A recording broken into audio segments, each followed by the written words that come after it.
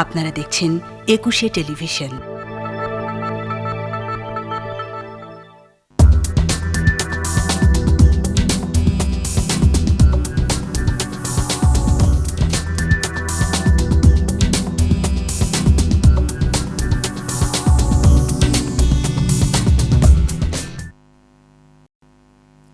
সম্মানিত দর্শক, একুশে টেলিভিশনের নিয়মিত আয়োজন ইফেল ২১ রাতে আপনাদের সবাইকে স্বাগত জানাচ্ছি এবং আজ আপনাদের সাথে থাকছে আমি ফেরদৌসী আহমেদ।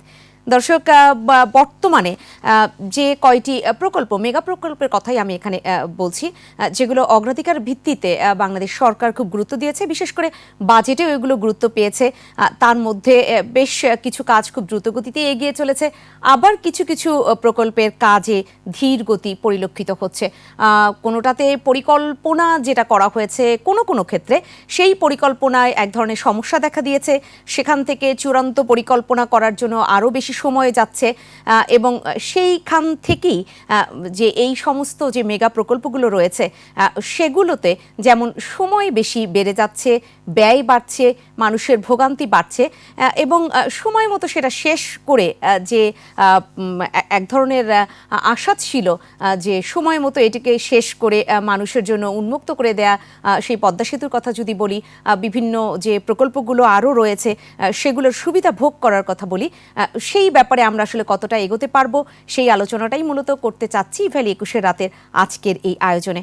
এবং আলোচনাটা আমরা যে শিরোনামে করব সেই শিরোনামটি আজকে আমরা নির্ধারণ করেছি উন্নয়ন প্রকল্প, পরিকল্পনা ও ব্যয়।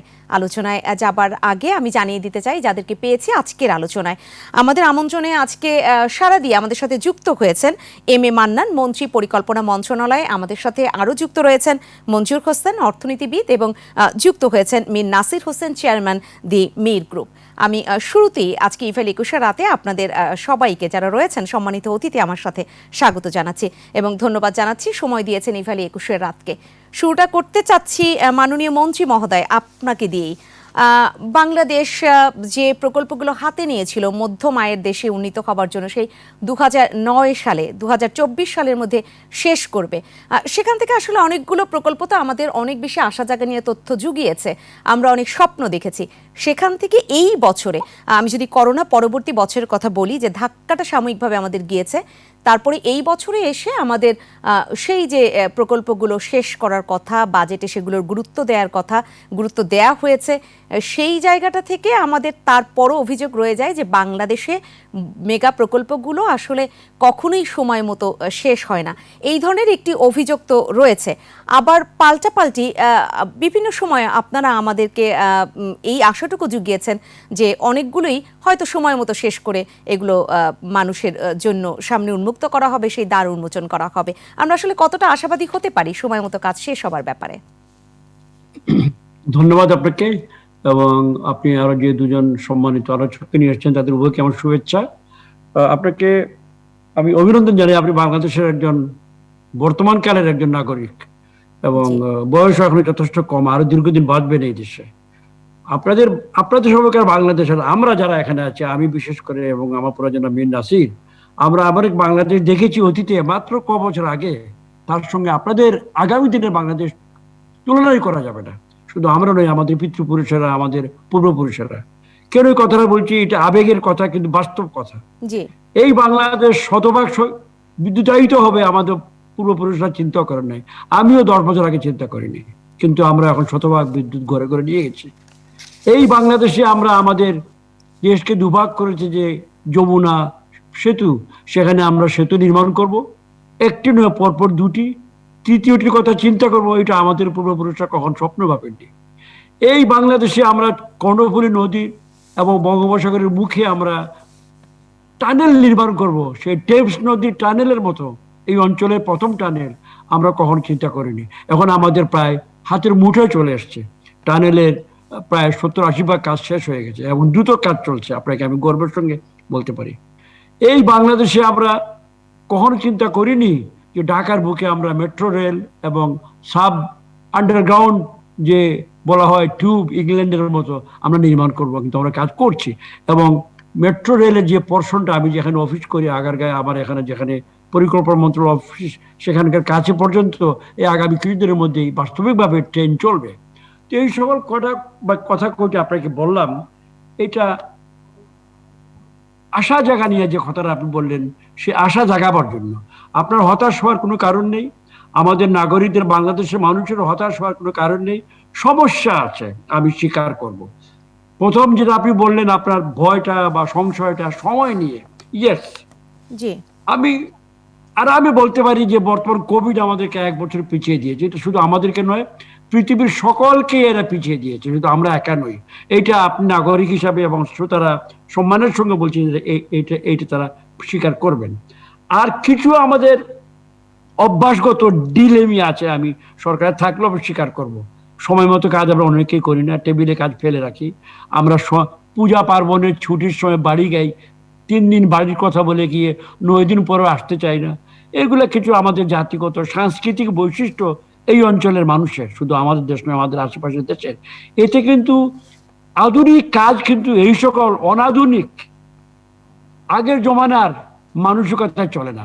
আধুনিক কাজ করতে হলে আধুনিক মনোভাবের প্রয়োজন, ঘড়ির কাঁটার সঙ্গে মিলিয়ে চলতে হবে।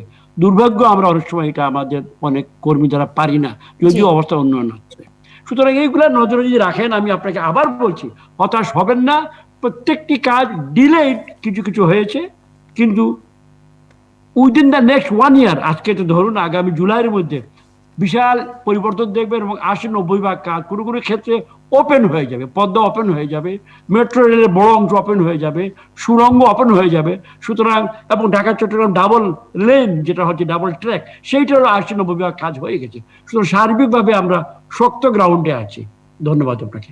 জি, আমি আবারও আসবো মাননীয় মন্ত্রী মহোদয়, আপনার কাছে আসতে চাই। মঞ্জুর হোসেন, আপনার কাছে যে কথাটা আমি একদম শুরুতে বলবার চেষ্টা করেছি, মাননীয় মন্ত্রী মহোদয়ের কাছে প্রশ্ন রেখেছি যে বাংলাদেশের আসলে ছোট বড় মাঝারি যে কোনো প্রকল্পই সময় অনেক বেশি লেগে যায়, এটা একটা অভিযোগ জনসাধারণের পক্ষ থেকেও আছে, কারণ তারা আসলে ভোগান্তির মধ্যে পড়ে যান। সেই জায়গাটায় মাননীয় মন্ত্রী মহোদয় বললেন যে আমাদের এই দেশের বা এই অঞ্চলের মানুষের একটা মানসিক সমস্যাও রয়েছে, আমরা আসলে এখনো সেইভাবে কাজ করছি না। সেখানে কি আপনি শুধু মানসিক সমস্যাটাই দেখতে পাচ্ছেন, নাকি দক্ষ জনশক্তির অভাবটা দেখতে পাচ্ছেন, নাকি মনিটরিং এর অভাব, কি কোন সমস্যাটা আসলে সবচেয়ে বেশি প্রকট বলে আপনার কাছে মনে হচ্ছে? ধন্যবাদ। আসলে একটা নির্দিষ্ট সমস্যাকে আমার মনে হয় না আইডেন্টিফাই করা খুব যৌক্তিক হবে। এখানে অনেকগুলো সমস্যা থাকে। আপনি যদি আমাদের মাননীয় মন্ত্রী মহোদয় বলছেন, মেগা প্রজেক্টে যেমন মেগা সম্ভাবনা আছে, তেমন মেগা মেগা সমস্যাও আছে। একটা মেগা প্রজেক্টের ইমপ্লিমেন্টেশনে অনেক ধরনের ডাইনামিক্স কাজ করে, যেমন আমি বলতে পারি সেখানে ধরেন ল্যান্ড একুইজিশনের প্রবলেম থাকে, অনেক সময় ঠিকাদার নিয়োগের সমস্যা থাকে। সেগুলোর কারণেও কিন্তু আগে অ্যান্টিসিপেট করা যায় না, যেমন কোভিড চলে আসলো হঠাৎ করে, কেউ কোনোদিন চিন্তা করতে পারেনি। সুতরাং এইসব জায়গায় ডিলে হওয়াটা যে সবসময় খারাপ তা আমি বলবো না, ডিলে হতে পারে। সেটা যদি খুব রিজনেবল কারণে হয়, অনেক সময় ধরেন অনেক টেকনিক্যাল অ্যাসপেক্ট আছে যেগুলো হয়তো ভালো মতো আগে অ্যাসেসমেন্ট করা হয়নি বা অ্যান্টিসিপেট করা হয়নি। যেমন দেখা গেল পদ্মা সেতুতে রেলের যাওয়ার পথটা দেখা গেল যে হয়তো আগে থেকে একটু নিচু হয়ে গেছে। সেই জাতীয় টেকনিক্যাল পরামর্শ আমার মনে সব দেশেই হয়ে থাকে। কিন্তু যে সমস্যাগুলো আমাদের মানুষের তৈরি বা মানুষের কারণে হয়ে থাকে বা দক্ষতার কারণে হয়ে থাকে, সেগুলোকে অ্যাড্রেস করার অবশ্যই সুযোগ আছে। যেমন সেখানে প্রকল্প পরিচালকের দক্ষতার বিষয় আছে, প্রকল্প সংশ্লিষ্ট যেসব কর্মকর্তা বা ইঞ্জিনিয়ার বলেন যেসব জানা, সেগুলো দক্ষতার ব্যাপার আছে। এবং সেই জায়গাগুলোতে মানে যেহেতু সরকার একটা সিস্টেমের মধ্যে চলে, আমি ঠিক সরকারকে পুরো যে বলবো তা না, তাদের লোক বল যারা আছে তাদেরকে নিয়েই কাজ করতে হয়। সেই জায়গাটাতে কোথাও একটু ভালো হয়, কোথাও একটু খারাপ হয়, সেগুলোকে মনিটরিংটা যদি খুব ভালোভাবে করা হয়, যেমন মেগা প্রজেক্টের মনিটরিং সেল ছিল, সেগুলো যদি খুব ভালোভাবে দেখা হয়, সেই জায়গাগুলো একটা হতে পারে। ছোট মাঝারি প্রজেক্টে বেশ কিছু সমস্যা আছে যেগুলো আমার বস মন্ত্রী মহোদয় ওনারাও জানেন। সেখানে অনেক সময় যেটা হয় যে অনেক ছোট ছোট গ্রামে গঞ্জে প্রজেক্টে অ্যালোকেশন গুলো সবসময় প্রপারলি হয় না, থিন অ্যালোকেশন হয়, যার কারণে অর্ধেক কাজ হয়ে থাকে, হয়তো আর অর্ধেক কাজ আগামী বছরের জন্য করা হবে এরকম ধরে রাখা হয়। সেটা আবার হতে হতে দেখা যায় আগেরটা ভেঙে গেছে, সেরকম হয়। এলাকা ভিত্তিক কিছু পলিটিক্যাল ডাইনামিক্স থাকে। এই সমস্যাগুলো সবসময় আছে এবং সেগুলো নিয়েই চলছে। কিন্তু সেগুলোকে অ্যাড্রেস করার জন্য এখন অনেক আমি যতটুকু দেখেছি, আমার এলাকাতেও কিছু কাজ দেখেছি, মনিটরিং সিস্টেমটা আগের চাইতে অনেক উন্নত হয়েছে, কোনো সন্দেহ নেই। কিন্তু ডেফিনেটলি সেই মনিটরিং সিস্টেমটাকে আরো ডেভেলপ করা যেতে পারে এবং সেই ক্ষেত্রে ধরেন লোকবল দক্ষতার বিষয়টাকে আরো অন্যভাবে হয়তো একটা ফ্রেমওয়ার্কের ভিতরে আনা যেতে পারে। সেটা পরিকল্পনা মন্ত্রণালয়ের পক্ষ থেকে সেভাবে করা যেতে পারে। যারা ঠিক মতো কাজ করছেন না, তাদেরকে আমরা যেটা ক্যারোটেন স্টিক বলি, যেগুলো হয়তো কাউকে পুরস্কৃত করা, কাউকে হয়তো তিরস্কৃত করা, সেই সব সিস্টেম গুলোকে যদি ডেভেলপ করা যায় তাহলে প্রজেক্টের গতি আসতে পারে। আর যেগুলো অ্যাডমিনিস্ট্রেটিভ এবং beyond the control of the people of the management, সেগুলোকে আসলে খুব বেশি দোষ দিয়ে লাভ নাই, সেগুলোকে অ্যাড্রেস করে আগাতে হয়। সেগুলো কিছু সময় ডিলে হওয়াটা অসুবিধা নাই, কিন্তু এতে করে যেটা হয় যে কস্ট এসকেলেশনটা অনেক বেড়ে যায়, সেই জিনিসগুলো আমাদের মাথায় রাখতে হয়। রিটার্ন অফ দি ইনভেস্টমেন্ট সেটা অনেক সময় ছোট হয়ে যাবে যদি আমরা বেশি সময় ডিলে করতে পারি বড় প্রজেক্ট গুলো। সেগুলোকে একটা টপ মোস্ট প্রায়োরিটি দিয়ে যদি দেখা হয়, সেগুলো মন্ত্রণালয় বা এক্সটার্নাল এক্সপার্ট গ্রুপ ইনভলভ করা যেতে পারে যেগুলোকে অ্যাসেস করার জন্য। সেগুলো যদি আমরা একটা ফ্রেমওয়ার্কে আনতে পারি, আমার মনে হয় সেগুলো প্রজেক্ট সময় মতো ইমপ্লিমেন্টেশনের ক্ষেত্রে সুবিধা হবে। তিরস্কার পুরস্কারের যে বিষয়টা বললেন, সেই জায়গায় যদি এমন হয় যে একটি প্রকল্পে সেই প্রকল্প পরিচালক থেকে শুরু করে বিভিন্ন পর্যায়ের যে কর্মকর্তা রয়েছে, কর্মচারী রয়েছেন, তাদেরকে এরকম তিরস্কার পুরস্কারের মধ্যে আনতে গিয়ে আবার যদি নতুন করে নিয়োগ দেয়া বা সেই ঢেলে সাজানো, তাতে কি আরো বেশি সময় নষ্ট হয় না?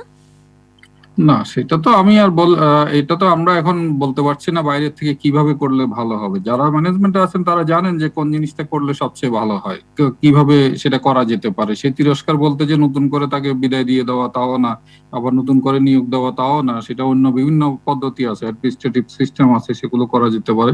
কিন্তু গুরুত্বপূর্ণ হচ্ছে বিষয়গুলো একটা মনিটরিং সেল বা আলাদা, আমি মনে করি যে আইএমএডি আছে একটা, কিন্তু সেটা খুব বেশি ইফেক্টিভ আমার মনে হয় না সেখানে। কারণ আইএমএডি একটা রিপোর্ট দিতে পারে, কিন্তু সেই অনুযায়ী কাজ করার বা সেই অনুযায়ী পদক্ষেপ নেওয়ার মতো আসলে মেকানিজমটা এখনো নাই। এখন একটা সিস্টেম তৈরি হয়েছে যে আপা বলি আমরা, অ্যানুয়াল পারফরমেন্স ইভালুয়েশন, যেগুলো হয় সরকারের মধ্যে কাজে কর্মে, সেটার আওতায়ও কিন্তু এখনো পুরস্কৃত করা হচ্ছে, সার্টিফিকেট দেওয়া হচ্ছে মাননীয় প্রধানমন্ত্রীর পক্ষ থেকে, যারা ভালো কাজ করছেন দিচ্ছেন, কিন্তু তিরস্কৃত করার সিস্টেমটা এখনো হয়তো ডেভেলপ করা হয়নি। তো সেগুলো হয়তো আস্তে আস্তে হয়ে যাবে। আমাদের নীতি নির্ধারকরা দেখবেন যে যারা ঠিকমতো কাজ করছে না, ভালো কাজ করছে না, ডেফিনেটলি তাদের জন্য বিভিন্ন রকমের শাস্তিমূলক বলেন বা তিরস্কৃত করার সিস্টেম ডেভেলপ করা যেতে পারে, যাতে করে তারা ভবিষ্যতে আরো সিনসিয়ারলি কাজগুলো করেন, সময়মতো করেন। জি, নিশ্চয়ই। নাসির হোসেন, আপনার কাছে আসব। অনেক সময় এই জাতীয় অভিযোগ রয়েছে যে ঠিকাদারি যে প্রতিষ্ঠানগুলো রয়েছে, দেশি বিদেশি, তারা অনেক সময় কাজ বন্ধ করে দেন এবং তাদের পক্ষ থেকে বলা হচ্ছে বা তারা কাজে ধীরগতি নিয়ে আসেন। আর ঠিকাদারি প্রতিষ্ঠানগুলোর পক্ষ থেকে বলা হয় যে সময় মতো বিল পাচ্ছে না, অনেক দীর্ঘ সময় দেখা যাচ্ছে যে তাদেরকে যে বিলগুলো দেওয়ার কথা সেগুলো দেয়া হচ্ছে না, যার কারণে তারা সেই যে মালামাল ক্রয় করা বা সহযোগী প্রতিষ্ঠানকে কিছু অর্থ দেয়া সেগুলো পাচ্ছেন না বলে তারা কাজে ধীরগতি নিয়ে আসছেন। আসলে এই যে পাল্টাপাল্টি অভিযোগ, দুই দিকের দুটো সমস্যা, আসলে এই জায়গাটা আপনি কি বলবেন? ধন্যবাদ আপনাকে। আসলে আমাদের দেখতে হবে যে বাংলাদেশে উন্নয়ন প্রকল্পগুলো কিভাবে চলে। একটা হচ্ছিল বিদেশি অর্থ পুষ্ট, জাইকা বলেন, ওয়ার্ল্ড ব্যাংক বলেন, এডিবি বলেন, কুয়েত ফান্ড বলেন, এরা যেগুলো ফান্ডিং করে সেটা এক ধারায় চলে। আর একটা ধারা হচ্ছিল গভর্নমেন্ট অফ বাংলাদেশের যে টাকায় যে প্রকল্পগুলো, এডিবির একটা বৃহৎ অংশ কিন্তু এইভাবে ব্যয়িত হয় এবং প্রকল্প পরিচালিত হয়। এখন বিদেশি সাহায্য পুষ্ট যে কাজগুলি হয় সেটা কিন্তু একদম এড মেমোতে নির্ধারণ করা থাকে, টাইম লাইন, ফাইন্যান্সিং কি হবে, ম্যাচিং ফাইন্যান্সিং কি হবে, সমস্ত কিছু দেওয়া হয় এবং সেখানে প্রি কোয়ালিফিকেশন করা হয় এমন ভাবে যাতে যোগ্যরা আসতে পারেন এবং তারা পারফর্ম করতে পারেন। এবং এইখানে কিন্তু অনেক প্রজেক্ট আমি দেখেছি এর আগে যে রিওয়ার্ড অ্যান্ড পানিশমেন্টের জায়গা রয়েছে। আপনি যদি আগে শেষ করতে পারেন তাহলে আপনাকে বোনাস দেওয়া, আর যদি আপনি পরে শেষ করেন তাহলে এলডি বা লিকুইডেড ড্যামেজ দিবে। এইটা একটা ধারা। আরেকটা হচ্ছে গভর্নমেন্ট অফ বাংলাদেশের যে অর্থায়নের যে প্রকল্পগুলো বৃহৎ অংশ। এই জায়গাটাই আমি মনে করি যে আমরা দুটো সিস্টেমকে যদি এক জায়গায় না আনতে পারি, হোলিস্টিক না করতে পারি, ততদিন কিন্তু আমাদের সমস্যা থেকেই যাবে, ব্লেমিং চলবে। Reality is also there. আপনি আজকে একটা গভর্নমেন্ট অফ বাংলাদেশের প্রজেক্ট নিলেন, আপনার পিপিআর এ বলা আছে যে 18 মাসের ঊর্ধ্বে যদি কোনো প্রজেক্ট, সেখানে প্রকিউরিং এন্টিটি ইচ্ছে করলে প্রাইস অ্যাডজাস্টমেন্ট করতে পারে। কারণ হচ্ছিল price is not a constant factor, কারণ প্রাইস বাড়ছে বা কমছে। আজকে যদি আপনি স্টিলের দাম দেখেন, গত বছর থেকে এই বছর প্রায় 25 থেকে 20% বেড়েছে। আপনি যদি এবং সিমেন্টের দাম আমি মেজর 2-3 আইটেম বলছেন, সিমেন্টের 15% বেড়েছে। আপনি যদি একটা বৈদেশিক সাহায্য পুষ্ট প্রকল্পে কাজ করতেন, সেখানে ফিডিং-এর আওতায় আসলে আপনি কিন্তু এই অ্যাডজাস্টমেন্টটা পেতেন। অ্যাডজাস্টমেন্ট দুই দিকেই হতে পারে, বাড়তেও পারে, কমতেও পারে, depending on the escalation of the deescalation. কিন্তু জিওবির যে ফান্ডগুলি প্রজেক্ট, সেখানে ফিক্সড কন্ট্রাক্ট, যেহেতু 2911 সেই মানদাতার আমলের যে কন্ট্রাক্ট করা হয়, সেখানে ওয়ান সাইডেড কন্ট্রাক্ট, সেখানে কিন্তু কোনো অ্যাডজাস্টমেন্টের কোনো জায়গা নেই। আপনি একবার নিলেন, it's like a Catholic marriage, আপনি একদম বকডাউন হয়ে গেলেন। সেই জায়গাটা কিন্তু প্রকল্প সবচেয়ে বেশি ক্ষতিগ্রস্ত। তারপরে হচ্ছিল যে বিদেশি সহায়তা যে সমস্ত প্রকল্প, সেগুলি কিন্তু মান্থলি মাইলস্টোন সেট করে মান্থলি পেমেন্ট ইনভয়েস সিস্টেম করে পেমেন্ট করা হয়। যাতে কারণ হচ্ছিল যে আপনি যদি প্রকল্পে অর্থায়ন ঠিক মতো না করতে পারেন, সে প্রকল্পগুলো কিন্তু ঠিকভাবে চলবে না। কারণ আপনি যাকে দিয়ে কাজ করাবেন, তাকে আপনার সময় মতো পেমেন্ট করতে হবে। কিন্তু আনফর্চুনেটলি জিওবি ফান্ডে যেগুলি করা হয়, সেগুলি বাজেটের অ্যালোকেশন থেকে এবং কোয়ার্টারলি ছাড় করা। আপনার যে লোকটা জুন মাসে একটা পেমেন্ট পাওয়ার কথা, সে কিন্তু সেপ্টেম্বরের আগে কিছুতেই আশাই করে। কারণ হচ্ছিল সেপ্টেম্বর আগে জিওবি ফান্ড কিন্তু রিলিজ হয় না কোয়ার্টারলি। এই যে একটা গ্যাপ পড়ে যাচ্ছে, এইখানে কিন্তু প্রত্যেকটা ঠিকাদার কিন্তু ক্ষতিগ্রস্ত হচ্ছে এবং তারা প্রগ্রেস সেখানে হ্যাম্পার করছে। আবার দেখেন যে অর্থ বছরের শেষের 3 মাসে খুব দ্রুত দেখা যায় যে এডিবি বাস্তবায়ন হয়ে যাচ্ছে, কারণ এটা ফাইন্যান্সিয়াল বুকিং করা হচ্ছে এবং যেটা অনেকটা ফরওয়ার্ড বুকিং এর মতো। এই জায়গায় কিন্তু একটা দুর্বলতা বিরাট রয়েছে। সেই জন্য আমি মনে করি এর আগে কিন্তু 84 সালে 85 সালে একটা প্রচেষ্টা নেওয়া হয়েছিল আপনার ওয়ার্ল্ড ব্যাংকের থেকে, যে all contract should be same, সে ফিডিং-এর আদলে হোক, সেখানে দুই পক্ষের যাতে ইন্টারেস্ট প্রোটেক্টেড হয় এবং ডোমেস্টিক যে সমস্ত ইন্ডাস্ট্রি গ্রো করে উঠবে, সেখানে প্রাইস পে প্রাইস দেওয়ার কথা ছিল। সেটা ছিল বিগত 10-12 বছর সেটা অলরেডি বন্ধ করে দেওয়া হয়েছে। যার জন্য লোকাল ইন্ডাস্ট্রিগুলি কিন্তু আজকে আপনি যদি দেখেন যে বাংলাদেশের যে সমস্ত ক্যাপাসিটি বিল্ডিং হয়েছে কনস্ট্রাকশন ইন্ডাস্ট্রিতে, ইনফ্রাস্ট্রাকচারে, তারা কিন্তু সমস্ত প্রজেক্টই প্রায় হ্যান্ডেল করতে পারে, এক্সেপ্ট ফিউ। আপনি যদি টানেলের কথা বলেন, কারণ টানেলের যে ইকুইপমেন্ট লাগে, যে টেকনোলজি লাগে, সেটা আমাদের কাছে নেই। পদ্মা ব্রিজের মতো ব্যাপক প্রকল্প সম্ভব না। কিন্তু তাছাড়া আপনি যে কোনো প্রকল্প, আজকে যদি মেট্রো রেলের কথা আমি বলি, আমি বলবো যে যদি বাংলাদেশি প্রতিষ্ঠানগুলি দেওয়া যায়, তাও করতে পারতো। আপনি যদি একই ধরনের সুবিধা, একই রকম টার্মস আপনি দিতে পারতেন। তো অতএব ক্যাপাসিটি বিল্ডিং হয়েছে, কিন্তু কিছুদিন পরে আপনি দেখবেন যে এই সমস্ত সব হারিয়ে যাবে। কারণ একটা বিদেশি দেশের কন্ট্রাক্টর যেভাবে বাংলাদেশে আসছে এবং তারা যেভাবে প্রজেক্টে পার্টিসিপেট করছে, এবং কারণ তারা প্রোটেক্টেড, তারা গভর্নমেন্ট, তারা প্রোটেক্টেড, তাদের ফান্ডিং এর অসুবিধা নেই, সেখানে রেট অফ লোনের ইন্টারেস্ট নেই। কিছুদিন পরে কিন্তু হারিয়ে যাবে। আজকে আমরা যে উন্নয়নের যে মহাযজ্ঞ সৃষ্টি হয়েছে, আজকে বাংলাদেশ হচ্ছিল যে গেম চেঞ্জিং কিন্তু অলরেডি শুরু হয়েছে, যে মেগা প্রকল্পে। এখানে বিদেশি কন্ট্রাক্টর গুলি লাভবান হচ্ছে, কিন্তু দেশীয় কন্ট্রাক্টর দেখা যাবে আপনি 5 বছর সেক্ষেত্রে মীর নাসির হোসেন, এখন বাংলাদেশে অবকাঠামোগত, আমাকে যেটা আমি বলছি যে সরকারের একটা জিনিস করতে হবে, সেটা আপনার হচ্ছে ইভেন প্লেইং ফিল্ড করতে হবে। আপনি বিদেশি সাহায্য যে সমস্ত প্রকল্পে যে সুবিধাগুলি দিবেন, সেগুলো দেশীয় প্রকল্পকে কেন দেবেন? কিন্তু তারা তো একই কাজ করবে, তারা হয়তো বড় সাইজের কাজ করছে, ওরা এর একটা রিলেটিভলি স্মলার সাইজের।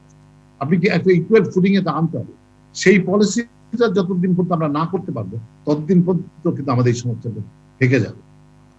জি, আমি আপনার কাছে আবারও আসতে চাই মাননীয় মন্ত্রী মহোদয়, আপনার কাছে যে আসলে বলা হয় যে যত বড় প্রকল্প তত বেশি দুর্নীতির সুযোগ, এইরকম অভিযোগ আছে।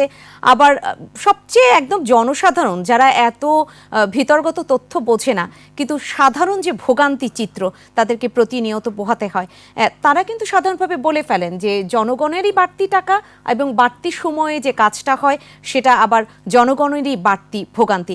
এবং একটি বৈঠকে, আমি যদি ভুল না করে থাকি, মাননীয় প্রধানমন্ত্রীও বোধহয় এই ধরনের একটি নির্দেশনা দিয়েছিলেন, যাতে খুব বেশি সময় ক্ষেপণ না করে এই কাজগুলো যেন করা না হয়, নির্ধারিত সময়ের মধ্যে শেষ করা হয়, কারণ ব্যয় অনেক বেশি বৃদ্ধি পেয়ে যায় সেই জায়গাটায় আসলে। কারণ ধীরগতির কাজ তো সরকারের ইমেজটাকেই দিন শেষে নষ্ট করছে।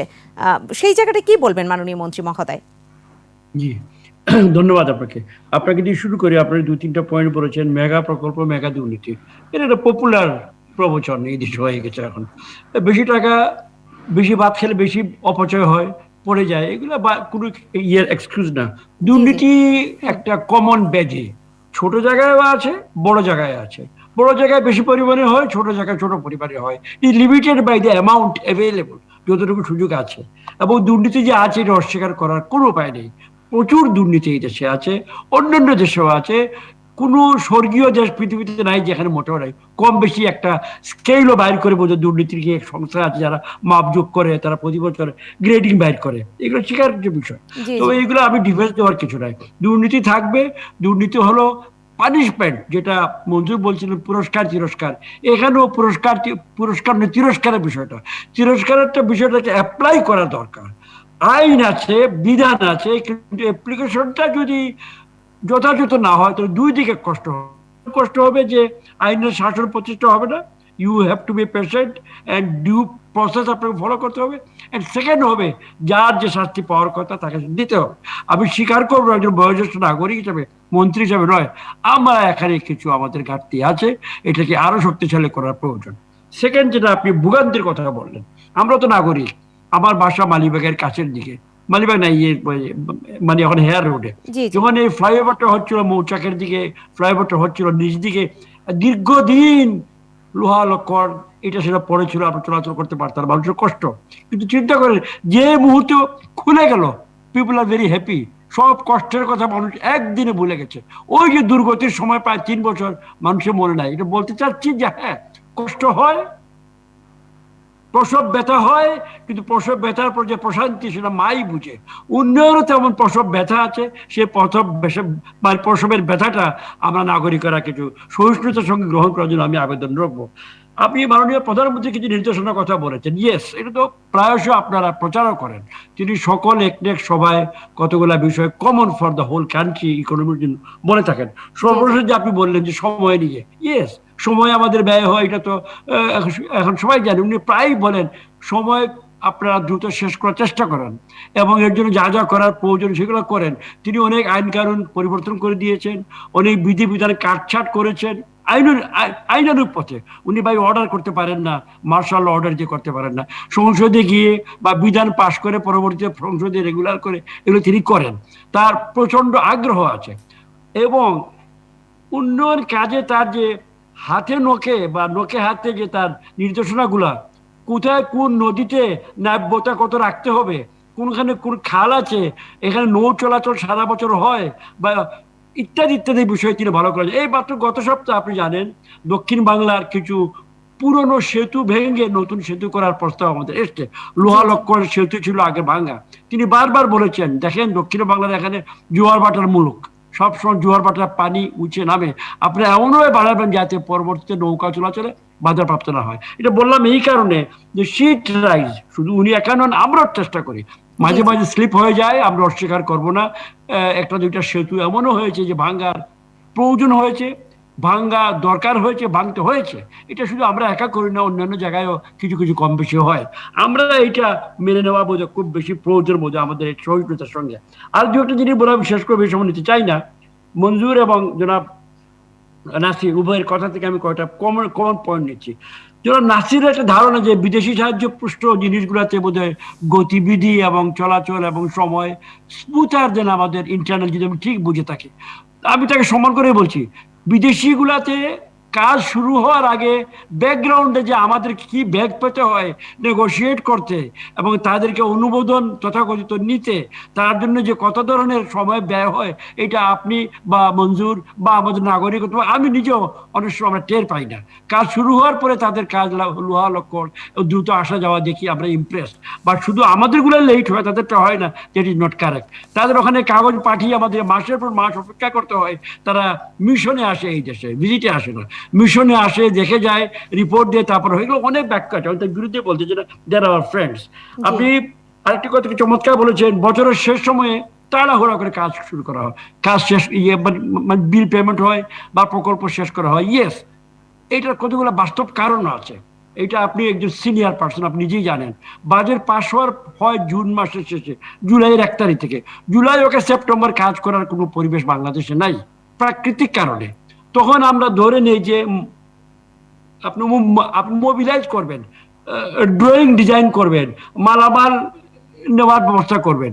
এরপরে যখন কাজ শুরু হয়ে গিয়ে মার্চ এপ্রিল আমরা RADP-তে গিয়ে আমরা চূড়ান্তভাবে এটাকে অনুমোদন করি, তখন শেষের দিকে বিলগুলা আগে অলরেডি বিলগুলা সে পেন্ডিং বিলগুলো আমরা পেমেন্ট করি in the month of May June.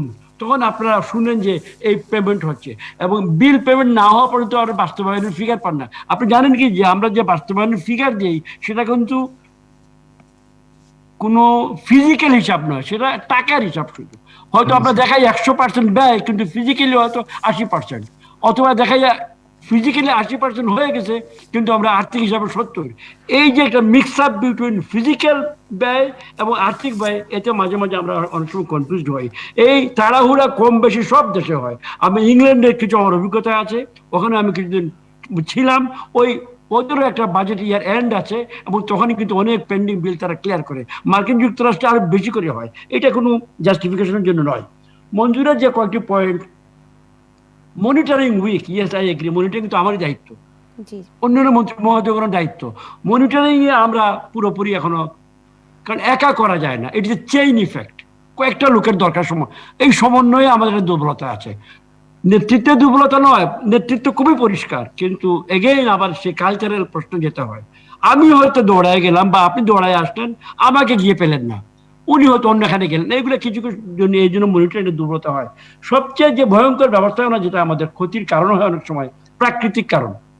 আমাদের এই যে বর্ষাকালে কাজ করতে পারি না, ভেঙে যায়, লোহালক্করগুলা আমাদের বৃষ্টি ভিজে লোহায় মরিচা ধরে, বড় বড় নিউজ হয় মাঝে মাঝে এখানে সেখানে, এগুলা কিন্তু আমাদের প্রকল্পে অনেক ক্ষতি করে। মাননীয় মন্ত্রী মহোদয়, আমি বিনয়ের সাথে আপনাকে থামিয়ে একটু যুক্ত করতে চাই।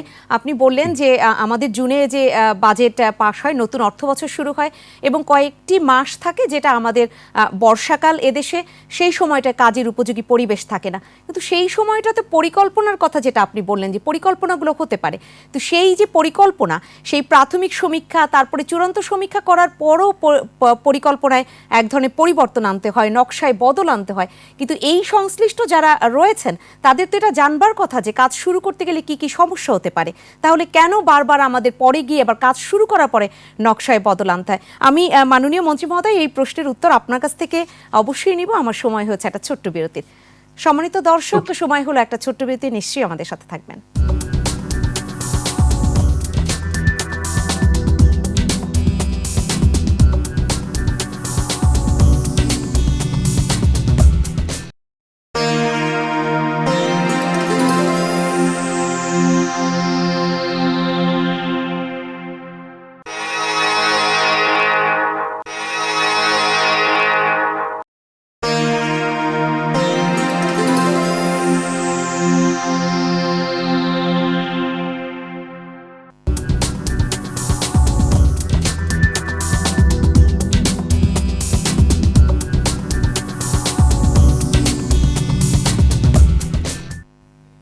সম্মানিত দর্শক, ইভ্যালি 21 রাতে আবারও আপনাদেরকে স্বাগত জানাচ্ছি, এবং আজকে আমরা যে বিষয়ে কথা বলছি সেটি হচ্ছে উন্নয়ন প্রকল্প, পরিকল্পনা ও ব্যয়, এই শিরোনামে।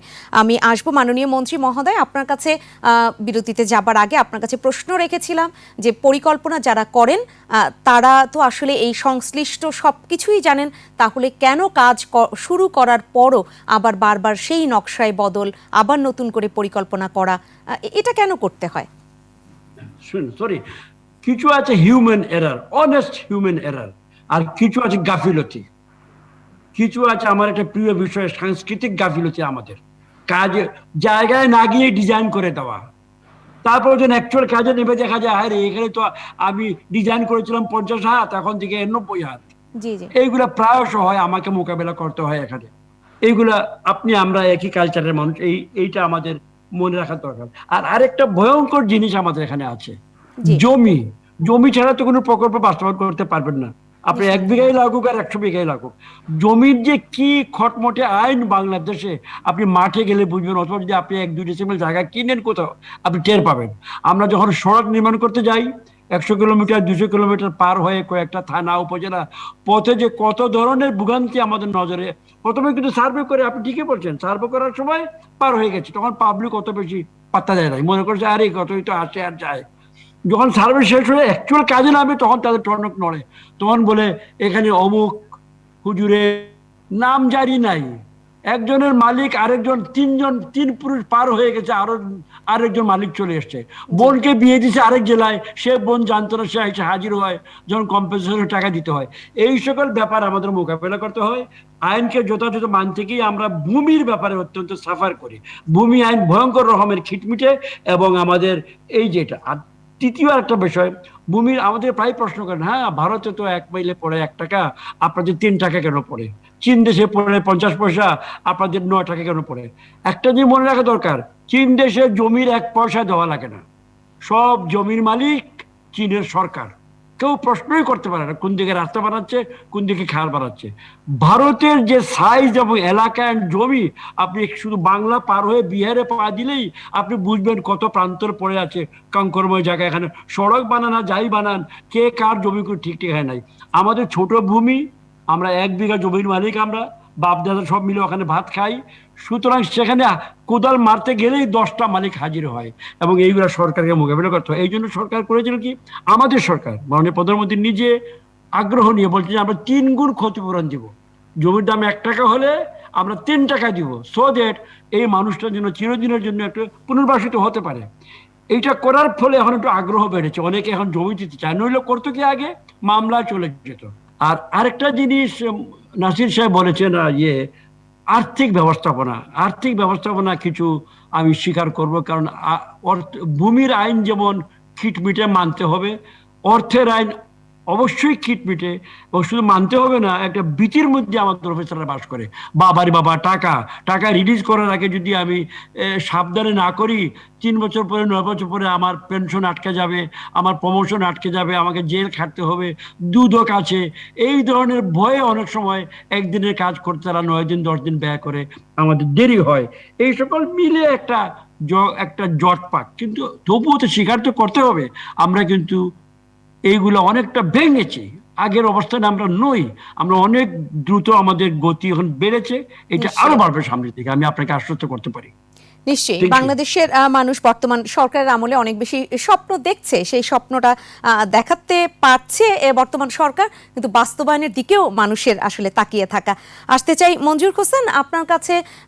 মেগা প্রকল্প আসলে যত দ্রুত শেষ হয়, সেক্ষেত্রে বেসরকারি যে এক ধরনের যে উদ্যোগ, তারা সেখানে যেটাকে ইনভেস্ট করার যে এক ধরনের মানসিকতা, সেটাও অনেক বেশি বৃদ্ধি পাবে বলে অনেকেই মনে করেন। সেক্ষেত্রে আসলে এগুলো কতটা দ্রুত শেষ হলে সত্যিকার অর্থে এই আগ্রহ বাড়বে, আপনার কি মনে হয়? ধন্যবাদ। ডেফিনেটলি যখন একটা মেগা প্রজেক্ট বাস্তবায়িত হয়, তার আশপাশে আমরা বলি স্পিল ওভার বেনিফিটস বা ইফেক্ট হয়, যেমন তার পাশে অনেক ধরনের ইনভেস্টমেন্ট হয়, মার্কেট প্লেস হয়, বাসা বাড়ি হয়, শিল্প কারখানা হয়। তো এটা যত তাড়াতাড়ি শেষ হয়, ততই ওই স্পিল ওভার বেনিফিটসটা পাওয়াটা সুবিধা হয়, এতে কোনো সন্দেহ নেই। এখন প্রশ্ন হলো যে মেগা প্রজেক্ট বাস্তবায়নের যে জটিলতাগুলো আছে সেগুলোকে স্বীকার করে, তারপরে আমাদের মন্ত্রী মহোদয় বলছেন সেখানে কিছুটা আমাদের হিউম্যান এরর আছে, হিউম্যান রিলেটেড সমস্যা আছে, সেগুলোকে যতটুকু সম্ভব মিনিমাইজ করা। আর একটা হচ্ছে মেগা প্রজেক্ট কিন্তু স্টিল শুধুমাত্র আমাদের অন্যান্য প্রজেক্টের মতো না, এখানে অনেক টেকনোলজি ইনভলভ থাকে, আমি অস্বীকার করব, আপনারাও জানেন সেগুলো। তো সেই জায়গাগুলোতে ডেফিনেটলি সেই জায়গাগুলো অ্যাড্রেস করে যত দ্রুত বাস্তবায়ন করা যায়, অবশ্যই সেটা মঙ্গলজনক, দেশের জন্য মঙ্গলজনক। এবং যেটা বললেন যে আপনি যে এর আশপাশে যে ধরনের স্পিল ওভার বেনিফিটস হয়, সেগুলো খুব গুরুত্বপূর্ণ। আমি একটা জিনিস শুধু বলি, আমাদের মাননীয় মন্ত্রী মহোদয় আছেন, আমরা কিছু একটা গবেষণা করেছি আমি জাপানিজ কয়েকজন কাউন্টার পার্টের সাথে। জাপানেও এই সমস্যাগুলো ল্যান্ড রিলেটেড ছিল এক সময়। জাপানের আমি শুনেছি যে নারিতা যে বিমানবন্দর, টোকিও বিমানবন্দর হয়েছে, সেখানে শুধুমাত্র একটা ফ্যামিলি বলছিল সে জায়গাটা দিবে না, যার কারণে 10 বছর কাজটা ডিলেট হয়েছে। তারপরে এই ধরনের জিনিসের জন্য তারা পরবর্তীতে ল্যান্ড ট্রাস্ট সিস্টেমটা ডেভেলপ করেছে, যে তাকে ওই অংশের মালিকানার অংশীদার করা হবে, যেটা করা হলে সে সারা জীবন ওখান থেকে রিটার্ন গুলো পেতে থাকবে প্রপোর্শনালি। এবং জাপানে কিন্তু ল্যান্ড ট্রাস্ট সিস্টেম, এখন এটা বড় বড় প্রকল্পগুলো কিন্তু ল্যান্ড ট্রাস্টের মধ্যে আছে। আমাদের দেশেও কিন্তু এটা করা সম্ভব। যেমন পুরান ঢাকায় যে সমস্যাগুলো, সেগুলো ল্যান্ড ট্রাস্ট যদি করা হয়, তারা যদি বলে যে হ্যাঁ আমরা সবসময় এখান থেকে একটা রিটার্ন পেতে থাকবো, যত ইনভেস্টমেন্ট এখানে হোক, তাহলে কিন্তু জনগণ এগিয়ে আসবে। শুধুমাত্র অ্যাকুইজিশন রিলেটেড প্রবলেমের মধ্যে এটা থাকবে না। তো এরকম অনেক ধরনের ইনোভেটিভ অ্যাসপেক্ট আছে, যেমন আমি নিজেই একটা পেপার লিখেছি রিসেন্টলি, যেটা আমাদের বলছিলাম যে আইডিবিআই ডিন ছিলেন ওনার সাথে, যে জনগণকে যদি কিছুটা মালিকানা করা যায়, যেমন যেমন ট্যাক্স রেভিনিউ, আপনি যখন একটা মেগা প্রকল্প বাস্তবায়ন করেন তখন আশপাশে কিন্তু স্পিল ওভার বেনিফিটস হয়, সবাই বেনিফিট পায়। তাহলে সেই বেনিফিটটাকে যদি প্রাইভেট ইনভেস্টরের মধ্যে যদি আমরা শেয়ার করতে পারি, তাহলে প্রাইভেট ইনভেস্টররা কিন্তু এই ধরনের পাবলিক ইনভেস্টমেন্টে কিন্তু আসার জন্য এগিয়ে যাবে, ডক্টর সে দেখবে মঞ্জুর যে তার হোসেন, রিটার্নটা অনেক হাই হয়। সেক্ষেত্রে এগুলো কি শুধু লেখালেখিতেই সীমাবদ্ধ রেখেছেন, না এ ধরনের পরামর্শ আপনারা যারা অর্থনীতিবিদ রয়েছেন তারা সরকারকে বিভিন্ন সময় দেবার চেষ্টা করেছেন?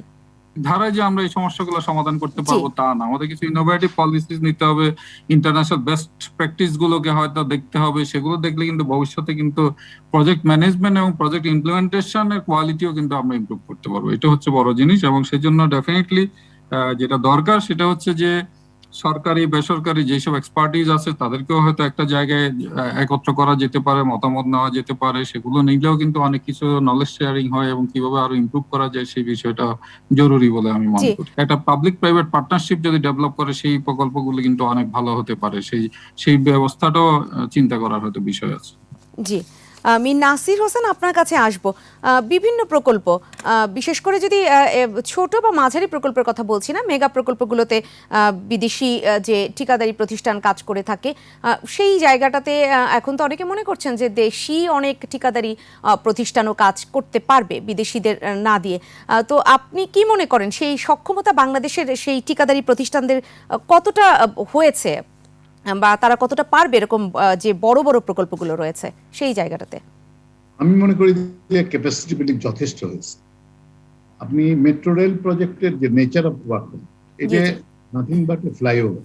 তারপরে আপনি যদি অন্য কম্পোনেন্ট গুলি যেমন রেল, আপনার এই ইলেকট্রিক সিস্টেম, অন্য সিস্টেম আপনি নিয়ে আসেন, সিভিল স্ট্রাকচার কিন্তু বাংলাদেশের যে কোনো কোম্পানি করার যোগ্যতা রয়েছে এবং অনেকে সাবকন্ট্রাক্ট করছেন।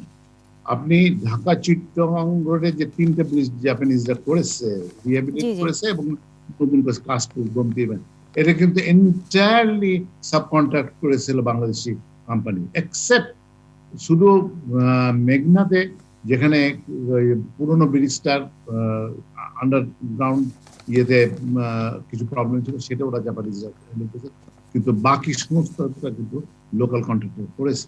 ক্যাপাসিটি বিল্ডিং কিন্তু যথেষ্ট হয়েছে, প্রচুর আপনার ইকুইপমেন্ট অ্যাকুইজিশন হয়েছে প্রাইভেট কোম্পানিগুলো। আগে আমরা সিমেন্টের যে কংক্রিট করতাম, আমরা ছোট ছোট মেশিন দিয়ে করতাম, এখন দেখেন যে সারা ঢাকা শহরে দেখবেন যে রেডিমিক্স কংক্রিটের কত গাড়ি চলছে।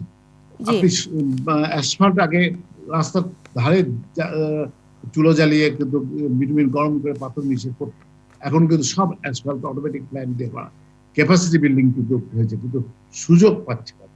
আপনি যদি তাদেরকে থ্রেশহোল্ডটা একটু কমিয়ে দেন তাহলে কিন্তু বিদেশি কোম্পানিগুলি তাদের সাথে জয়েন্ট ভেঞ্চার করতে বাধ্য হবে, কিন্তু এমন কতগুলি থ্রেশহোল্ড প্রিকোয়ালিফিকেশন কন্ডিশন থাকে যার জন্য দেশি কোম্পানিগুলি সাবকন্ট্রাক্ট ছাড়া করতে পারে না।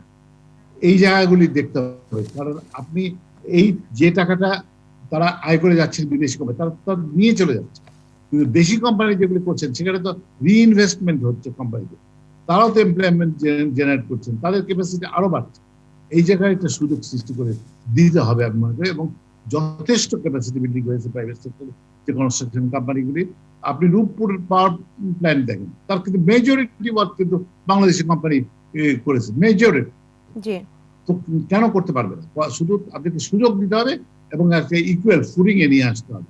আপনি যদি ডিফারেন্সিয়াল ট্রিটমেন্ট করেন তাহলে তারা গ্রো করতে পারবে না। আর আমি কেন যেন আমাদের একটা মাইন্ডসেটের মধ্যে বিরাট একটা সমস্যা রয়েছে, আমরা বিদেশিদের খাতির করতে খুব পছন্দ করি, দেশিদেরকে আমরা সেক্ষেত্রে কি মনে হচ্ছে যে চেষ্টা করি। আমরা যখন কোনো কাজ নিয়ে কোনো ডিপার্টমেন্টে কোনো জায়গায় যাই, বিদেশিরা গেলে উঠে দাঁড়িয়ে কাজ করার মতো। নাসির হোসেন, সেক্ষেত্রে কি মনে হচ্ছে যে এদেশি প্রতিষ্ঠানগুলো আপনি বলেন যথেষ্টই সক্ষম, কিন্তু সুযোগ দেয়া হচ্ছে না, এই জায়গাটাই কি আপনি স্পষ্ট করতে চাচ্ছেন যে সুযোগের অভাবে তারা কাজ করতে পারছে না? সুযোগের অভাবে অনেকে পারছে না। আমি একটি মাননীয় মন্ত্রী মহোদয়ের আগের আলোচনার একটা কথা কি আমি একটু বিনয়ের সাথে বলতে পারি? সেটা হচ্ছিল যে আপনি ফান্ড রিলিজিং এর ব্যাপার করেছেন, যে বাজেট হয় জুলাইতে এবং আপনার 3 মাসের আগে ফান্ড ছাড় করা সম্ভব না। কিন্তু মীর সেই নাসির period এ- হোসেন দেশীয় যে ঠিকাদারি প্রতিষ্ঠানগুলো রয়েছে তাদের উপর তো আসলে আমাকে আস্থা কি কম। এইটুকু করতে দিবেন? এইটু বলে তারপরে আপনার জি প্রশ্ন জি উত্তরে জি জি আসেন। আপনি বলবেন। আচ্ছা, তো না, এটা না বললে মাঝখানে হারিয়ে যাবে। ঘটনা হচ্ছে যে আপনার ওই 3 মাস প্ল্যানিং করবে, আসলে কিন্তু চলমান প্রকল্প অনেক রয়েছে, যে প্রকল্পে আপনি সম্পূর্ণ টাকা সে বছর অ্যালোকেট করতে পারেননি, কিন্তু কাজ চলছে, কিন্তু বিল পেন্ডিং রয়ে গেছে। এগুলি আপনি যদি গ্রিনফিল্ড প্রজেক্ট হয়, মানে এই বছর শুরু হচ্ছে জুলাই থেকে, তার জন্য প্ল্যানিং এর প্রয়োজন আছে, কিন্তু এখনো সম্পূর্ণ টাকা কিন্তু অ্যালোকেট করা সম্ভব হয় না, যেখানে কিন্তু একটা অসুবিধার সৃষ্টি হয়। আর আপনি যেটা বলছেন সেটা হচ্ছিল সুযোগের, আপনার হচ্ছিল যে এমন কতগুলি মেট্রিক্স দিয়ে দেওয়া হয় যে যেখানে বাংলাদেশি কোম্পানিগুলি ক্যাপাসিটি থাকা সত্ত্বেও তারা কিন্তু সেখানে পার্টনার হতে পারে না, কারণ লিড পার্টনার এবং সাপোর্টিং পার্টনারদের কোয়ালিফিকেশন ক্রাইটেরিয়া দেওয়া থাকে। তো লিড পার্টনারের যেটা থাকে তা বিদেশি কোম্পানিগুলি করে, কিন্তু লোকাল কন্ট্রাক্টরদের যদি সেইখানে রেশনালি করা হয়, কারণ আমার আজকে XYZ বাংলাদেশি কোম্পানি তো মিৎসুবিশির মতো কোম্পানি হয়নি, বা স্যামসুং এর মতো কোম্পানি হয়ে দাঁড়ায়নি। তার যে টার্নওভার, সেই টার্নওভারের সাথে তো বাংলাদেশি কোনো কোম্পানি ম্যাচ করতে পারে না। নিশ্চয়ই অতএব সেই এখানে সুযোগটা সেই কেন সুযোগটা আসলে অতটা আপনারা পাচ্ছেন না? মাননীয় মন্ত্রী মহোদয় রয়েছেন আমাদের সাথে, আমরা নিশ্চয়ই তার কাছ থেকে জানতে পারবো। আপনার কাছে আমি যেটা জানতে চাচ্ছিলাম যে অনেক ক্ষেত্রে দেশীয় যে ঠিকাদারি প্রতিষ্ঠানগুলো রয়েছে তাদের উপর সরকারেরও আস্থা থাকে না, মানুষের তো আস্থা থাকেই না, যে কাজের মান ভালো হবে না, নিম্নমানের যে উপকরণ সেগুলো ব্যবহার করে কাজ করা হবে, সেই জায়গাটায় কি আসলে অনেক বেশি কাজ আপনারা পাচ্ছেন না, এটা মনে হচ্ছে কিনা আপনার কাছে? আসলে আপনাকে যেটা নির্ধারণ করতে হবে সিলেকশন অফ কন্ট্রাক্ট, তাকে প্রপার সিলেকশন হতে হবে। আপনি একটা এক্সাম্পল দেই, এই বুড়িগঙ্গা নদীর উপরে 3টে ব্রিজ হয়েছে, একটা চাইনিজরা তারা তাদের ফান্ড থেকে করে দিয়েছে, যেটা আপনার প্রথম ব্রিজ, যেটা যে আপনার, আর পরের যে ব্রিজ বাবুবাজারের উপরে এবং বসিরার উপরে, এই দুটো ব্রিজে কিন্তু লোকাল কন্ট্রাক্টর করেছে। চাইনিজ তারা নাম মাত্রে কেউ কেউ হয়তো জয়েন্ট ভেঞ্চার পার্টনার নিচ্ছে, কিন্তু এক্সিকিউটেড বাই দেম। তো ক্যাপাসিটি, আপনি সুযোগ তো দিতে হবে তাদেরকে গ্রো করার জন্য। আজকে যদি সুযোগ, আজকে আপনার বাংলাদেশের প্রাইভেট সেক্টর যে বিদ্যুৎ এরকম উৎপাদন করতে পারবে, কি 10 বছর আগে মানুষ চিন্তা করেছিল? আজকে যে ক্যাপাসিটি বিল্ডিং হয়েছে, আপনার majority of the project is done by the Bangladeshi entrepreneurs. অর্থাৎ সুযোগ পেলে বাংলাদেশি ঠিকাদারি প্রতিষ্ঠানগুলো মানসম্পন্ন কাজ করতে প্রস্তুত রয়েছে। জি হ্যাঁ, 2008 এর আগে টেলিকমে কোনো প্রাইভেট বাংলাদেশি কোম্পানি কোনো ক্যাপাসিটি বিল্ডিং কোনো কাজ করার সুযোগ ছিল না। যখন তাদেরকে IGW লাইসেন্স, অন্যান্য লাইসেন্স শুধু রেস্ট্রিক্ট করে দেওয়া হয়েছে বাংলাদেশি কোম্পানি, তাদের কিন্তু কম অভিজ্ঞতা নিয়ে তারা কিন্তু স্বল্প সময়ের মধ্যে কিন্তু এটা ইমপ্লিমেন্ট করেছে। সেক্ষেত্রে মীর নাসির হোসেন মাননীয় মন্ত্রী মহোদয়ের কাছ থেকে সবাই একরকম হবে না, সব কোনো জায়গায় নিশ্চয়ই না, নিশ্চয়ই সবার একরকম হওয়ার কথাও না। সেই জায়গাটায় মাননীয় মন্ত্রী মহোদয়ের কাছে আসতে চাই। মাননীয় মন্ত্রী মহোদয়, মীর নাসির হোসেন যেটা বলছিলেন যে তারা সুযোগ পাচ্ছে না, এদেশের যে ঠিকাদারি প্রতিষ্ঠান রয়েছে সুযোগ পেলে তারা মানসম্পন্ন কাজ দেখাতে পারবে, সেটা আসলে কতটা যৌক্তিকতা বহন করছে? সত্যিই কি সেই মান আমরা পাবো যদি দেশীয় ঠিকাদারি প্রতিষ্ঠানগুলো পাওয়া যায়, বা তারা সুযোগ না পেলে কেন সুযোগটা আসলে দেয়া হচ্ছে না তাদেরকে? আমরা চাই আমাদের লোকেরাই কাজ করুক, ব্যবসা বাণিজ্য, প্রশাসন, সামরিক, বেসামরিক, এভরিথিং আমাদের হাতে আসুক। এটি ছিল আমাদের স্বপ্ন এবং আমাদের উদ্দেশ্য, এবং এটা আমরা বৃহদাংশে আমরা অর্জন করেছি। আমি আপনাকে একটি কথা বলতে চাই, আমাদের সরকারের পলিসিতে কিন্তু আমরা সর্বত্র আমরা স্থানীয় সকল কিছুকে প্রাধান্য দিয়ে থাকি। সেই মাতৃভাষা থেকে শুরু করে সকল কাজে আমাদের সরকার চায় আমাদের স্থানীয় উদ্যোক্তারা আসুক। তবে কিছু বাস্তবিক লিমিটেশন আছে। একটা জিনিস সমন্বয়ে বলছি, জনাব নাসিরও জানেন, অনেকগুলো প্রকল্প যেগুলা বিদেশি ঋণের অর্থে পরিচালিত, স্বল্প সুদের ঋণ, বিশেষ করে আইডিয়া ক্রেডিট বলে, যেহেতু আমরা কম সুদ নেই বাজার দরের থেকে, একটা তারা বলে আমাদের বিশাল উপকার করছে, তারা অনেকগুলো শর্ত জুড়ে দেয়। সেই শর্তগুলা প্রতিপালন করতে গিয়ে আমাদের পদে পদে হোঁচট খেতে হয়, কনসালটেন্ট প্রয়োজন না হলেও আমাদেরকে নিতে হয়। আমরা অনেকগুলো আইটেম যেগুলো আমরা মনে করি আমাদের জন্য দরকার নেই, না করলে হবে, কিন্তু তারা তাদের যে কোনো কারণেই হোক, আমি অসৎ বলছি না, হয়তো তাদের ধ্যান ধারণা অন্যরকম, তারা ইনসিস্ট করে তাদেরটা নিতে হবে। এবং যেহেতু আমাদের টাকার বিদেশি অর্থের অভাব আগে ছিল, এই মুহূর্তে কমে এসছে, আমরা নিয়েছি। তাদেরকে তাদের আইন কানুন আছে, তারা তাদের আইন কানুন দ্বারা পরিচালিত, সেগুলোর সঙ্গে অ্যাডজাস্ট করতে গিয়ে আমাদের বেশ সময় নষ্ট হয়। চমৎকার একটা উদাহরণ মেঘনা গুমতি নাসির সাহেব বলেছেন। উনি বললেন, আমি শুনে খুশি হলাম যে আমাদের লোকেরাই নাকি এখানে কাজ করেছে জাইকার আন্ডারে। জানেন, বাংলাদেশের চমকপ্রদ এই দুইটা ব্রিজ দ্রুততম সময়ে, সবচেয়ে কম সময়ে বাস্তবায়িত হয়েছে এবং এর ব্যয়বারও কম লেগেছে। যত টাকা ব্যয় হওয়ার কথা ছিল তার চেয়ে কম টাকা লেগেছে। তার মানে কি, আমাদের লোকাল ঠিকাদার যারা কাজ করেছেন তারা এগুলো অর্জন করেছেন। এরকম আরো অনেকেই আছে, আমরা সুযোগ দিচ্ছি। মেইন কন্ট্রাক্টর কিন্তু মাননীয় মন্ত্রী মেইন কন্ট্রাক্টর কিন্তু ছিল জাপানিজ, কিন্তু সাব কন্ট্রাক্ট সব ছিল সব কন্ট্রাক্টরই করেছে মাঠে, এবং তাদের কাজের ফলেই তো এগুলো আমরা দ্রুত শেষ করতে পেরেছি, এবং টাকাও কম লেগেছে। এটা একটা রেয়ার কেস, বাংলাদেশে টাকা বেঁচে গেছে।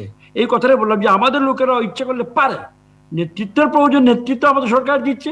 বিদেশি জায়গা হয়তো সংস্থা হিসাবেও তুলনামূলকভাবে একটু ফেয়ার এন্ড প্রপার বেশি হতে পারে, আমি ডিটেল আলোচনা যাচ্ছি না। রূপপুরের কথা বললেন, এনাদের এক্সাম্পল অতি দ্রুত। কোভিডের সময় কিন্তু রূপপুর ক্ষতিগ্রস্ত হয় নাই, তার গতিবেগ এখনো ঠিক নর্মাল আছে। কনসালটেন্ট একটা যন্ত্রণা, আপনারা প্রায় আমাদেরকে ক্রিটিসাইজ করেন বা বলেন, আমরাও বলি এত কনসালটেন্ট কেন নিতে হবে, কিন্তু ওই যে হয় আপনি বই নিলে বইয়ের নোটবুক নিতে হবে, এই দোকানদাররা করে না মানে বাংলা বাজারে এই ধরনের, এখানে এই কনসালটেন্ট না নিলে হবে না, এরপরে শেষ প্রশ্নটা আমি আসতেছি। ফান্ড রিলিজ নিয়ে জনাব নাসির একটা বাস্তবিক প্রশ্ন করেছেন যে বাজেট পাস হয়ে গেছে, আর যে প্রকল্প বাস্তবায়িত হবে এগুলো তো অলরেডি অনুমোদিত প্রকল্প, নতুন করে ডিজাইনের তো প্রশ্নই উঠে না যদি কোনো ভুল না হয়। সুতরাং তাহলে কেন 3 মাস ওয়েট করতে হবে? আমি 3 মাস কিন্তু ফান্ড রিলিজের জন্য ওয়েট করতে বলি নাই, বাস্তবিক কাজ শুরুর জন্য বলছিলাম 3 মাস দেরি হবে। এখন কিন্তু আমরা বাজেট পাস হওয়ার সঙ্গে সঙ্গে জুলাইয়ের প্রথম সপ্তাহেই আমরা প্রতিটি মিনিস্ট্রির টাকা ওই মিনিস্ট্রি বরাবর প্লেস করা হয়ে যায় within the first week of the printing of the budget book as per approval of the National Assembly। এটা আমরা দিয়ে দিই সেই মন্ত্রণালয়কে, সেই মন্ত্রণালয় তার পরবর্তী পর্যায়ে তার অধিদপ্তরকে দেয়, তার প্রকল্পকে দেয়, ইত্যাদি তাদের ব্যাপার। আমরা সব তো আমরা we are not super somebody যে আমাদের গাইডেন্স লাগবে, তারাও রেসপন্সিবল মিনিস্ট্রি। এখানে কিছু ডিলে হয় স্বাভাবিকভাবে, কিছু 2-3 জায়গায় হাত বদলা বদলি করতে গিয়ে, কোনো ডিসঅনেস্ট নয়, অনেস্ট পারপাজেই হাত বদলা বদলি করতে হয়, খাতাপত্র মেনটেন করতে হয়, এগুলো করতে গিয়ে সময় কিছু লাগে। এই জন্য প্রথম 2-3 মাস, এবং ওই সময়টা আমি বলছিলাম বৃষ্টি বাদলার সময়, জুন জুলাই অগাস্ট সেপ্টেম্বর, বাস্তবিক কাজও তখন সম্ভব হয় না। তখন যেটা করে ঠিকাদাররা লোহা লক্কড় ইট বালু নদীপথে স্টিমারে নিয়ে গিয়ে ওখানে রাখতে পারে, সেইটা ঠিকাদার সাহেবদের আবার অন্য এজেন্ডা আছে, তাদের হিসাব ভিন্ন রকম, আমার হিসাবের সঙ্গে মিল নাও হতে পারে। জনাব নাসির ভালো করে বুঝেন, they are after profit which is not wrong. তারা তো 2 পয়সা কামাই করতে চায়, সেই জন্য যত ফাঁক পুকুর যেখানে পারে তারা ব্যবহার করে, এবং সরকারি আইনে অনেক ফাঁক পুকুর আছে, সেগুলোকে যদি বুদ্ধি করে স্মার্ট ঠিকাদার ব্যবহার করতে পারে, হি ক্যান মেক স্মার্ট মানি, এবং এইটা হচ্ছে হরহামেশা। সুতরাং এইটা একটা খেলা, সেই খেলার মধ্যে আপনাকেও স্মার্ট হতে হবে। আমরা সরকার হয়তো, আমরা যেহেতু হাজার হাতে কাজ করি, এক হাতে কাজ করি না, নাসির সাহেব একলাই কাজ করে, he the boss of his company. আমরা কিন্তু বাংলাদেশ কোম্পানি যেটা বা বাংলাদেশ কর্পোরেশন, এর প্রধানমন্ত্রী একজন আছেন, সরকার প্রধান, কিন্তু হাজার হাজার মানুষ আমরা বিভিন্ন জায়গায় কাজ করি নানা ধরনের বিদ্যা বুদ্ধি নিয়ে। সুতরাং এখানে কিছু হয়, সমন্বয়হীনতার অভাব হয়, ফলে একটু দেরি হয়। এইটা গণতন্ত্রের প্রয়োজনে, সুশাসনের প্রয়োজনে আপনাকে মেনে নিতে হবে, নইলে আপনাকে মিলিটারি শাসনে যান, বন্দুক উঁচিয়ে কাজ করাবে হবে, সেটা যদি আপনি চান, ইউ হ্যাভ দ্যাট চয়েস। কিন্তু আমরা তো সেটা চাই না, আমরা তো সেটা চাই না। নিশ্চয়ই, অসংখ্য বলতে চাই, মঞ্জু সাহেবের একটা মন্তব্য আমি 1 মিনিট শুধু নিব। ওয়ান্ডারফুল, আমি আবার সারপ্রাইজ, যে ল্যান্ড ট্রাস্ট তিনি বললেন জাপানে করেছে, যে যে যার জমি নেবে সেই প্রকল্পের একটা ওনার হয়ে যাবে, একটা অংশের মালিক হবে তার জমির বদলে। Very good idea, I will carry it in my mind. যদি সুযোগ পাই আমি আমার সরকারের মধ্যে কোথাও এটাকে ঢুকাবার চেষ্টা করব। মঞ্জুর, আপনাকে ধন্যবাদ। পরে এই বিষয়ে আপনার সঙ্গে আরো আলোচনা আমি আপনাকে ওই পেপারটা নিশ্চয়ই। তাহলে সেই ভূমি সংক্রান্ত সেই জটিলতাও যে আইনের কথা মাননীয় মন্ত্রী মহোদয় বলছিলেন, সেটাও হয়তো কিছুটা সহজ হবে। আজকে আমাকে শেষ করতেই হচ্ছে এই আলোচনা, সময় একেবারেই হাতে নেই। অসংখ্য ধন্যবাদ মাননীয় মন্ত্রী মহোদয়, ধন্যবাদ জানাচ্ছি মঞ্জুর হোসেন এবং ধন্যবাদ জানাচ্ছি মীর নাসির হোসেন আপনাকে। সম্মানিত দর্শক, আপনাদেরকে অসংখ্য ধন্যবাদ। আজকে আমরা আলোচনা করলাম উন্নয়ন প্রকল্প, পরিকল্পনা ও ব্যয়। এই শিরোনামে আমি যেটা বলছিলাম যে বর্তমান সরকার আমাদেরকে তো অনেক স্বপ্ন দেখিয়েছে, সেই স্বপ্নের পথে বাস্তবায়ন যেটা সেটাও এগিয়ে যাচ্ছে এবং সেই বাস্তবায়নের জায়গাটায় আমরা হতাশ হতে চাই না, আমরা সেখানে আমাদের আশাটা রাখতেই চাই। নিশ্চয়ই সময় মতোই কাজগুলো বা খুব তাড়াতাড়ি সময় কাজগুলো শেষ হয়ে আমাদের জন্য সেই দ্বার উন্মোচিত হবে, সেই প্রত্যাশাই শেষ করছি ইভেল 21 রাতের আজকের আয়োজন। সবাই ভালো থাকবেন। শুভরাত্রি।